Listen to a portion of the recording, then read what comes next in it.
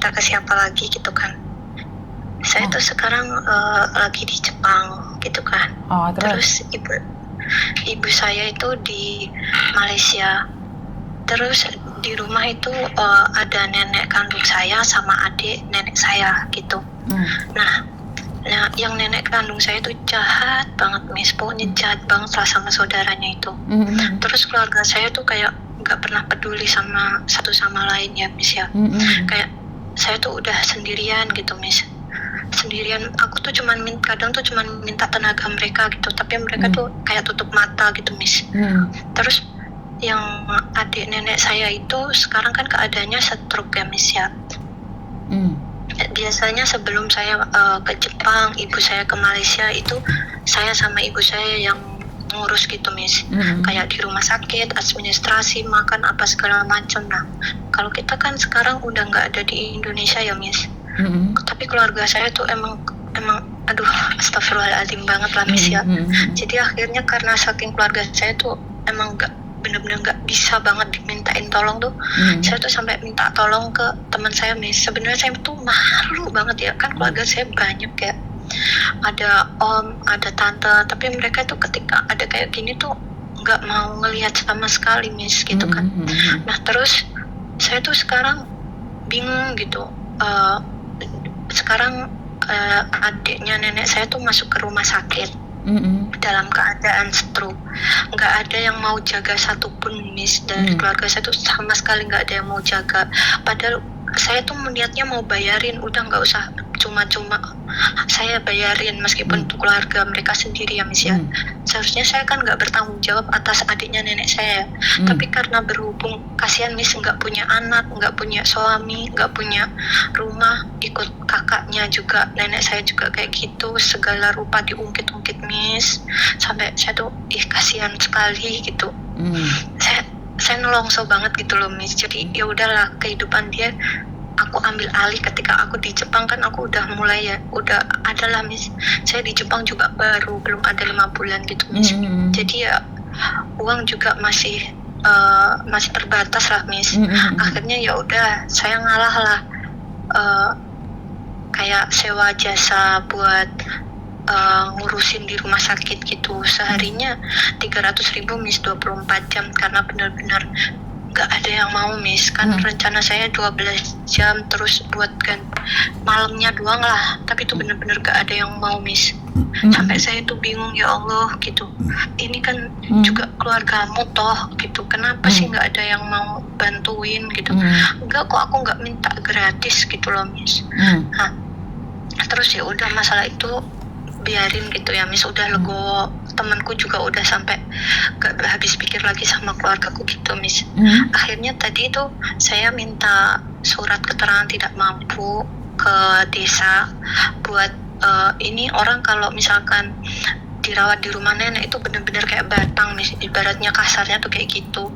Sampai nggak ada yang mau gantiin popok, ya ada lah Miss gantiin popok, tapi habis itu kayak yang ala kadarnya sampai bau pesing, bau kayak gitu loh Miss. Sekarang manusia digituin siapa sih Miss ya? Nggak usah lah mikir keluarga ya Miss ya, mikir kemanusiaan aja loh. Bener-bener keluarga aku tuh nggak ada Miss. Aku tuh sampai bingung mau diskusi sama siapa lagi. Ini bener-bener karena terpaksa aja Miss. Sebenarnya saya tuh kayak gini-gini tuh nggak pernah sama sekali Miss cerita sama siapapun. Kalau bisa saya telan sendiri.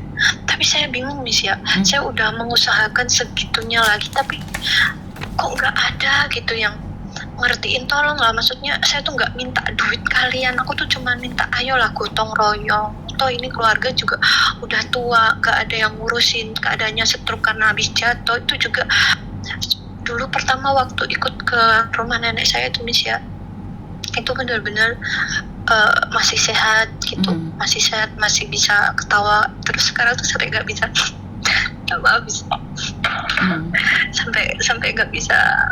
sampai nggak bisa ngomong gitu kan Miss. Tapi benar-benar keluarga tuh kayak nggak bisa ngertiin gitu Miss. Jadi saya tuh nggak minta uangnya gitu.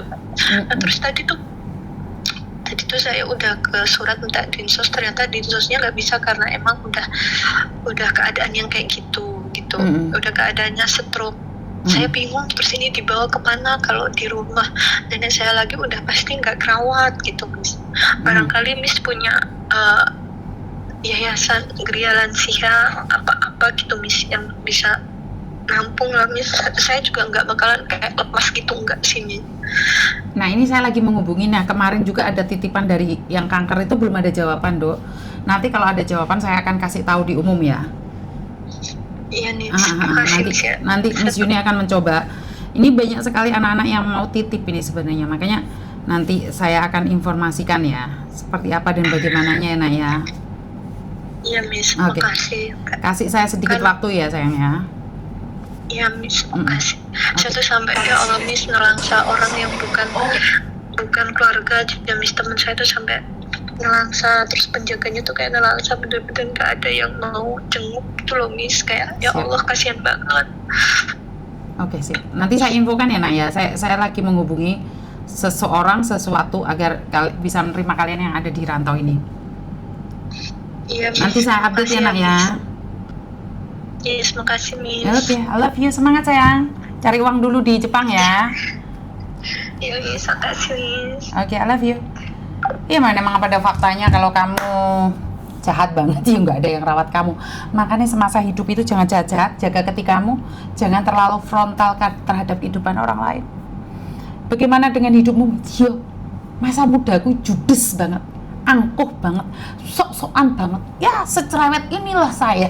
Makanya kadang-kadang aku dihujat uang ya. Ya Allah, ya aku gambar aku zaman biyen. Jadi aku lagi dihina orang, dimaki orang, ya aku cuman mikir, gambar aku masa muda.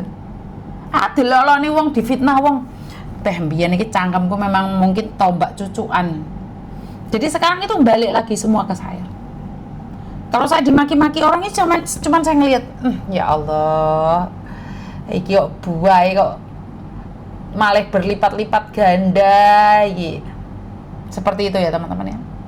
Jadi saat saya merasa bahwa ada sesuatu yang nggak benar dalam hidup saya tidak menyalahkan siapapun. Apa yang terjadi hari ini itu karena kesalahan saya di masa lalu, dan apa yang akan terjadi besok itu ditentukan oleh hari ini. Makanya ojo sombong-sombong. Pernah ke situ sama ibu bapak cempluk, gimis masih, iki warnanya cempluk ta. Memang pada dasarnya kadang-kadang kita itu tidak terima ya saat karma itu kembali kepada yang punya. Kita merasa sok suci bersih, paling nggak punya dosa gitu. Iya itu fakta teman-teman. Tapi percayalah, semua itu akan datang tepat pada waktunya.